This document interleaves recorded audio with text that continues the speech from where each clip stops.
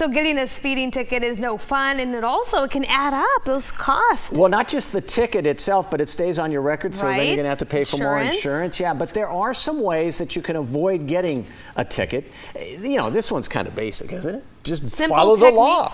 Right, Jeff, that's what we say. Just don't speed, right? Yeah. Well, that's the ideal scenario. That's the easiest way to avoid getting a ticket is by following the law and the posted speed limit.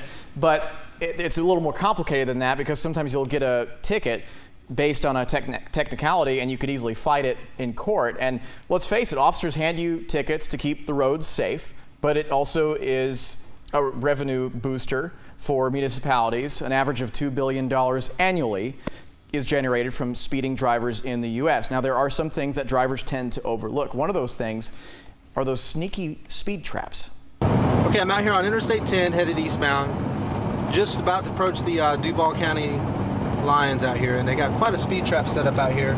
Speed limit is 70. My cruise control is set at exactly 70. And you know what that guy did? He actually went down the highway flashing his brights at other drivers to warn them of the speed trap and did it right in front of the cops.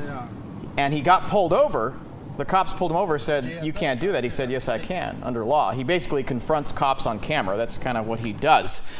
Not the best idea. Anyway, the advice on avoiding a speeding ticket comes from Popular Mechanics. Speed traps can be equipped with stationary radar, known location speed cameras, and hidden cameras. But did you know that in Vermont, a police officer can simply make a guess at your vehicle's speed and it will stand in court? A guess? A guess. Jeez. No. Kiba, you were going 72. Right. That's ridiculous. Another piece of advice, keep quiet. All you have to do when the officer pulls you over is to hand over your driver's license and registration. You don't have to answer anything else. Do it in a polite way, nice and respectful. Antagonists do not get a break. How about, do you know how fast you were going, ma'am? And that's okay, as long as you don't antagonize. Say the speed limit.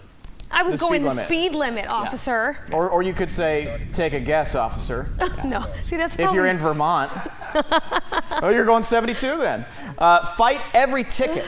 In court, attacks on the legality of a speed limit sign have been known to work. Attacks on the chain of evidence have worked too. Check the manual on uniform traffic control devices. If the speed limit signs aren't up to code, you can beat the ticket on a technicality. And of course, keep a low profile. A red Ferrari driving in the fast lane is more likely to get pulled over than the minivan in the slow lane. Now, this guy who is offering the advice, he has been an advocate for drivers for a long time. His name is Richard Diamond, and most of the stuff that he talks about is legit that we just went over, but one of his points is entirely questionable, and he says, lastly, make friends with someone in the police department. That way you can learn their shifts and where they're going to be. Oh, boy. Give me a break. You know, that's a little out there. He even added that the morning after New Year's Eve, the officers will be sleeping. Huh. Really? Last I checked, the police department is a 24-hour operation. I think if anyone's sleeping on New Year's Day, it's going to be you, right? Boy. Not the officer. Buckle up and drive safely. Yeah, just drive safe, go the speed limit. Yeah, he may have a last name of Diamond, but I don't think those are gems he's offering. Yeah, not really.